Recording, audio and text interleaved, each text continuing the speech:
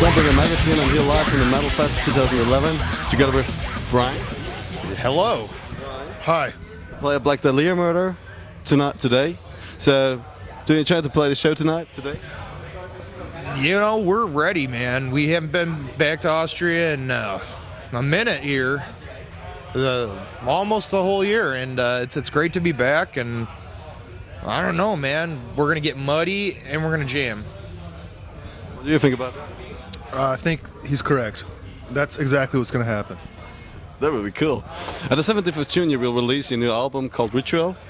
I have to have the chance to listen to it before. It's really blasting. I'm really excited about that. So, what can you tell the fans? What can they expect from the new album?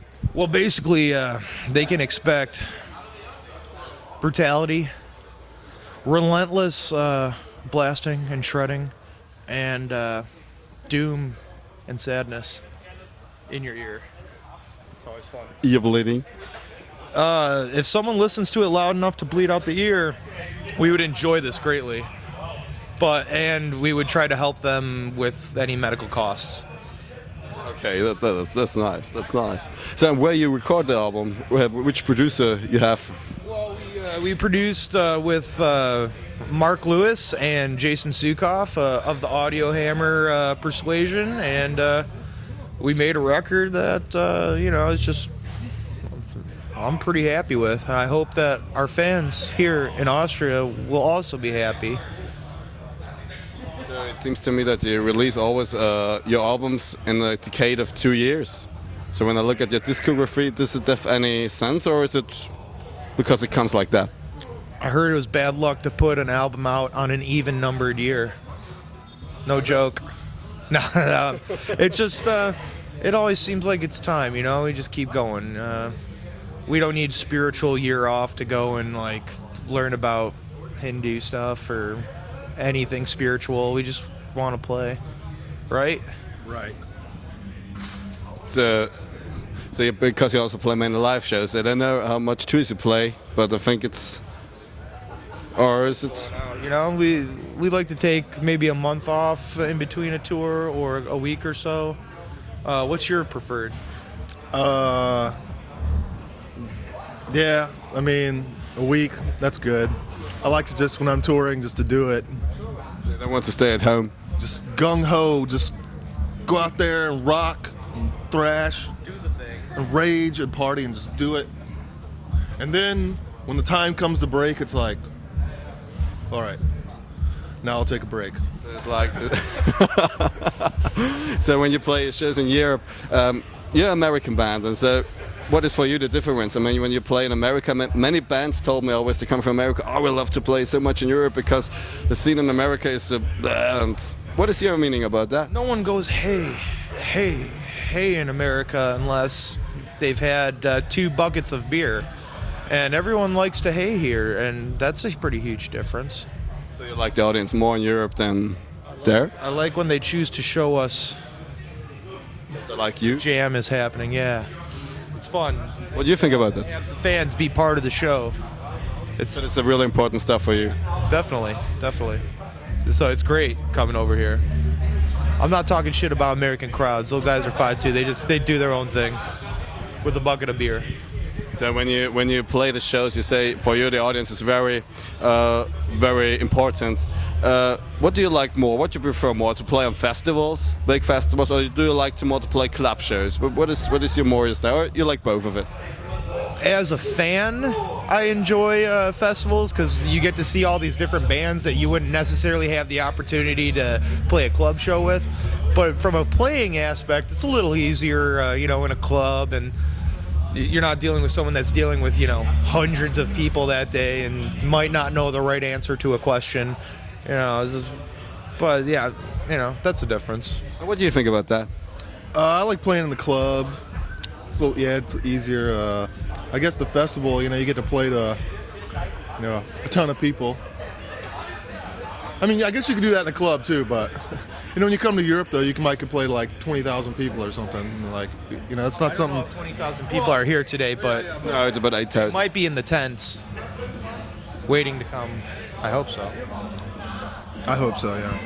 So you formed a band, I think, in 2000, back 2001. 2001 back. So that is, you can say, a decade, 10 years.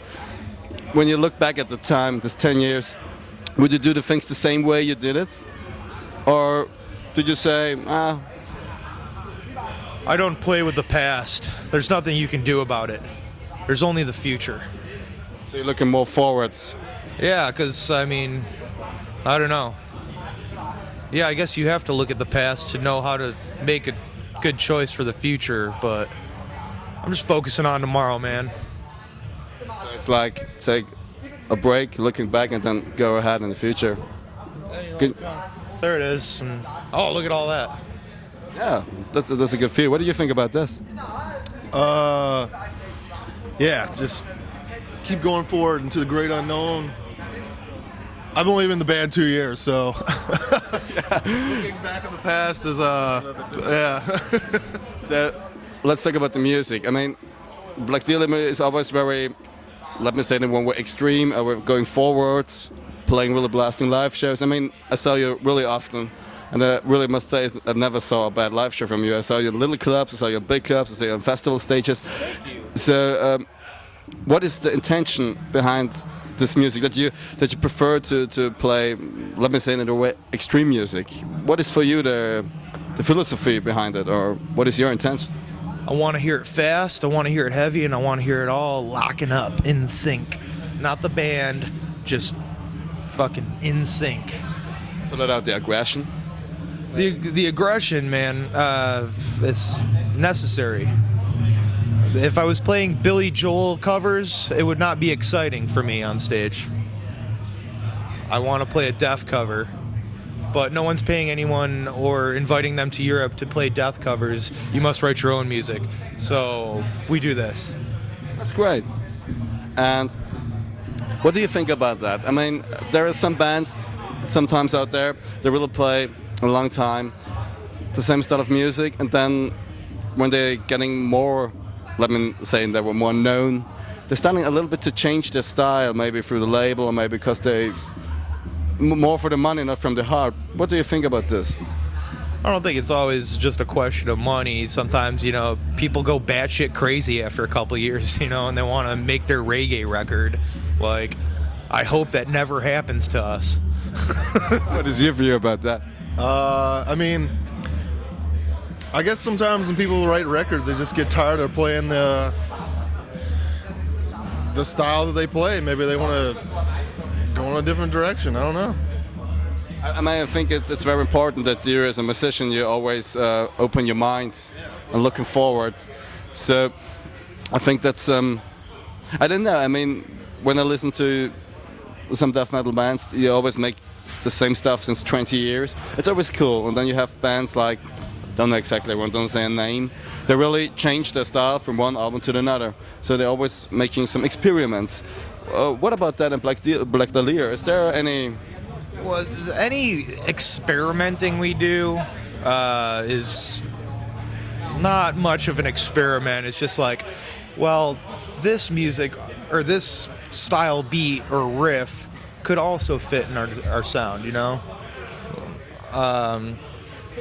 reggae yet, though. No reggae. No reggae. No reggae. No. I don't think that'll ever fit in. No steel drums. So, No triggered steel drums. No acoustic steel drums. No steel drums. and with the songwriting, when you write songs, did you also go in the rehearsal room, you only jam a little bit, oh yeah, that's a cool riff, or do you have some... It's mostly a solitude cave style writing. He goes to his cave and he writes. Yeah. I go to my cave and I Yeah. write. So you play together in the rehearsal room and make songs about that? Then we use the internet to go to the rehearsal room because he's living in Chicago and we're in Detroit, and so we use the internet to send our recorded ideas to each other, and then we're like, yeah, or do this maybe, but always ending up with yeah. So It's all about the year. you always are searching for the yeah. And that's how we do it. And how does it come that you're coming to Black Dahlia Murder? I mean, when you live in Detroit, in Chicago, sorry, in Detroit. I mean, I don't know how far away that is, but how does it happen that you joined the band? The guy that sort of records our albums, I just knew him, and I knew them, the Black Dahlia Murder. He was the first guy we asked, like, hey, Mark, you know any guitar players that should be with us? And he's like, Ryan Knight. It took him about 2 minutes to say it. So it was really fast. And Then he called me back fucking 2 minutes later. yeah, it was quick.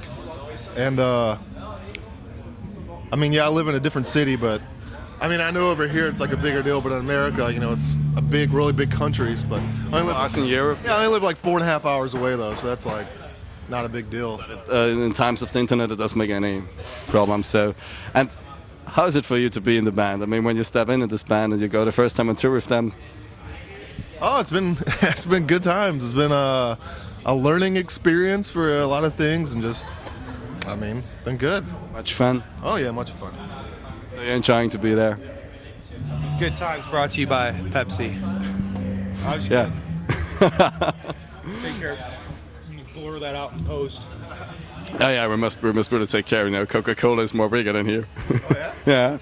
So the name Black Dahlia Murder, where it comes from? I mean, when I think about it, I know a movie, and I think also I read sometimes about a murder 50 years ago, 60 years ago. She got gutted and cut up and sliced and diced, and no one knows what happened still, and it's very mysterious. We thought You can see the rotten.com. We thought it was a fitting name for what we wanted to do, you know, singing about women being dissected and separated. It seemed like the right thing to do at the time.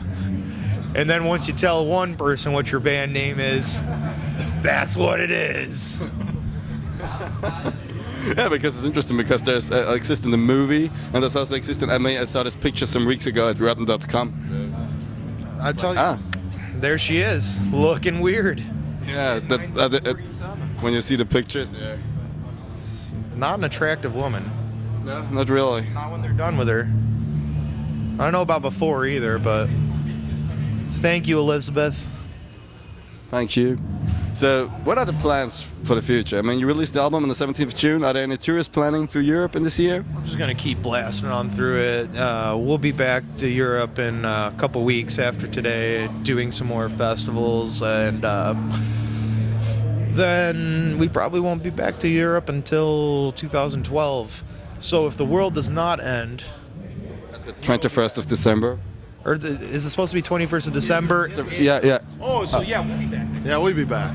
So before the world is going down, you will be there so that we can see you one time again. One last time, so everyone come. That is cool. That would make a world-ending party. Apocalypse show. Apocalypse Tour. We drink then in the after show beer at the 22nd of December. I think if the world's gonna end, we're probably gonna need a drink. A little one. You agree? Yeah, if it's gonna end, I want to go out. I'll be really drunk, you know, when it goes out, because then I won't really matter so much, because I'll probably be drunk. It'll be a little better. I think so. Be a little less painful. So when we talk about the world, or the world ending from, well, let's see it in which way. Did you also get in the lyrics, you also let the world into it? You take the things that happen in this world outside? Just the really fucked up shit. Really? We don't sing about economic variables. We just, or the people really, just a couple of people doing bad stuff to each other, and Satan, Also the extreme version. extreme Satan, high-powered turbo Satan. That's interesting. It's the way. It's the only way we know. It's for you the best way. Yeah. If you can do it on the beach, that's the best way. But everywhere else that has not a beach, you can still have a good time. So like here. Blast right through it. So thanks for your time. Thanks for the interview. Thank you I hope- for talking to us. We appreciate it. I hope we will see a very blasting show tonight, and the last words are yours. And listen up. We're coming. We're here. We're everywhere. We're here. Hi. Thank you.